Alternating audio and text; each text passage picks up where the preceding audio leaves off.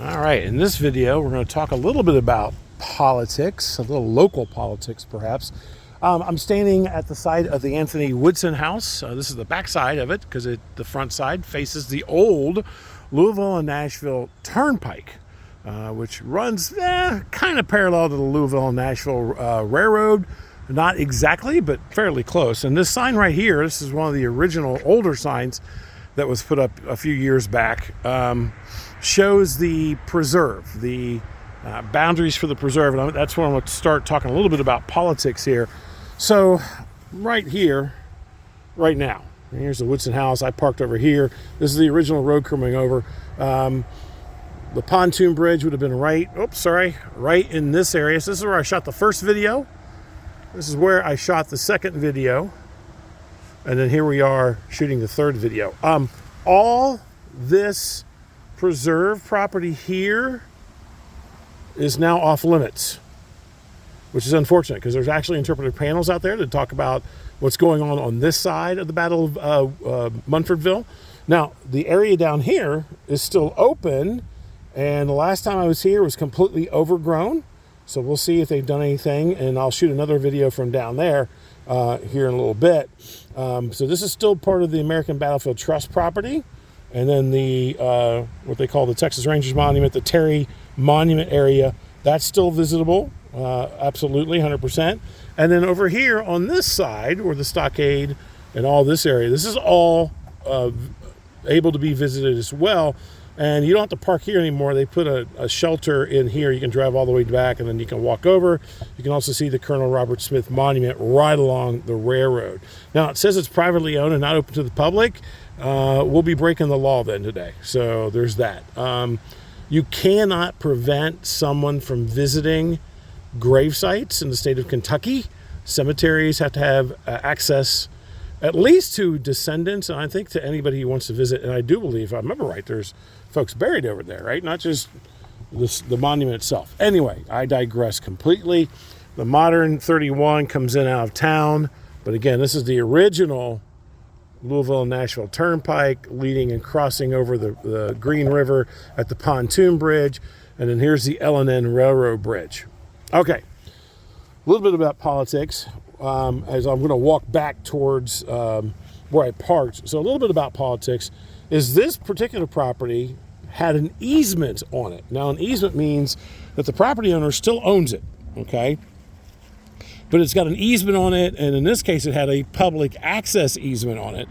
But the easement, depending on the type of easement that's created, can or cannot allow public access. I'll give an example. Across the road at Perryville, across Battleground Road, there's an easement on that property. Now, we cannot visit that property because it's privately owned, but the easement means, in that case, it has to remain as a farm or farmed. I don't know if in perpetuity or whatever the case may be. I don't know that for sure. But it means it cannot be developed in that particular case. The easement here actually allowed public access to the trails that are across the road, which is, again, that russet brown color on the other side there, allowed access to that.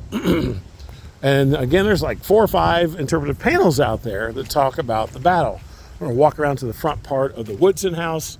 It is a lot colder out here than I thought it was going to be. Good thing I brought gloves. I'm not wearing them right yet, but will be soon at the rate this wind is going today. Okay, so here's the front of the Anthony Woodson home. And this is a period piece, or period house. It was here definitely in 1862. Actually, I think it was built in the 1840s, if I remember correctly. I could have that completely wrong. Anyway, Fort Craig is up on the other side of that barn, up in the wooded area behind that, beyond that.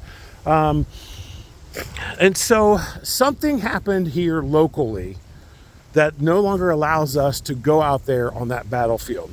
And this is pretty core to the battlefield, particularly on the heavy skirmishing that happens on September 16th when Bragg brings up the rest of the army. I don't know the politics behind it. I've been told a couple different things. I am not going to elaborate on any of that. But basically, somebody pissed in somebody else's sandbox, and somebody decided to take their ball and go home. Rightfully or wrongfully, don't know that answer, don't care. None of my damn business. But what it does do is it has created some sort of angst between local organization and the property owner. Now, the property owner, if you go back and look at American Battlefield Trust videos from a few years back when they were out here doing one of their Western theater swings, they are out there with the property owner. And the property owner is an expert park ranger down at Mammoth Cave. And I don't know if he lives in this area or what the case may be. Don't know. Never met the man. I would love to meet and talk with the guy, to be blatantly honest with you. But we couldn't get out there. And so the interpretive panels that are over there, you see two of them right there. They're becoming completely faded, basically useless, unfortunately. So, I think the locals or whoever pissed off whomever needs to get their heads out of their butts, make some huge apologies to whatever the perceived or actual slight occurred, and allow the public back on that property if possible, because all it's doing is hurting tourism. It's hurting the locals because if I come into town and I want to go out there and walk the Munfordville battlefield, well, I really can't walk the core part of it, and which is most unfortunate. I'm walking along it. This is a newer cement. I was here a few years ago. This wasn't here, so this is a concrete path. They've got some new interpretive signs up. Here at the Woodson house area. Anyway, back to the politics part. And again, I don't know what happened, and none of my damn business, as I stated before. But it's like it's time just to get that crap out of the way, and let's time make a few apologies or whatever the case may be, and try to work together to allow folks to get back out there on that battlefield. Because again, that's probably more core to the September 16th fighting than it is the September 14th fighting.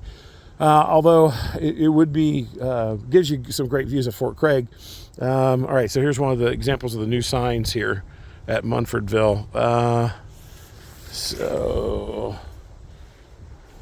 Okay, pretty basic stuff there. That's that illustration I referenced in the last video.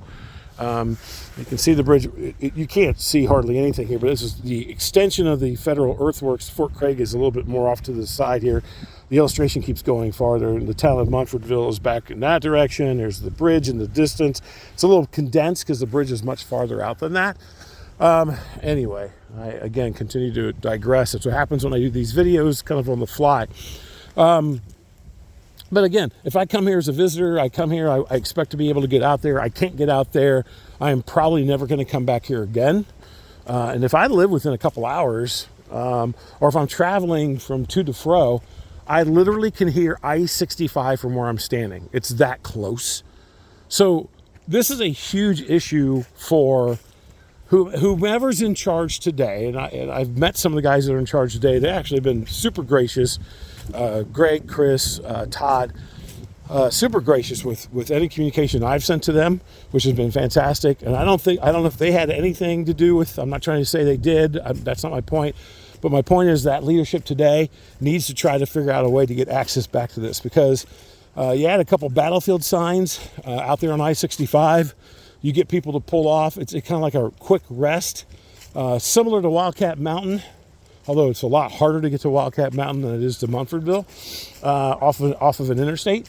But this would behoove the locals greatly if they could get this opened up and allow folks to get back on there. And you can see the L&N Railroad Bridge out there in the distance. And we'll get out there here a little bit later. Whoops, I don't know why that flipped. We don't want to do that. Back here. So anyway, that's one political thing. I'm gonna hit some more politics a little bit. Not politics. Well, yeah, I will hit a little bit of politics when I get down to the Rowlett station stop that I'm going to do here next. Anyway, that's the Munfordville battlefield. Again, this is mostly the fighting on the 16th as the Union skirmishers and whatnot are kind of slowing the Confederates down, and they're working their way back towards the entrenchments in the distance, and then the Confederates are following that up a little bit. Again, the heavier fighting on the 14th is on the other side, where the green is on the other side, and then up by the Fort Craig area that we were at in the last video. All right, so I'll sign off on this one, and then we'll hit another one here in just a little bit.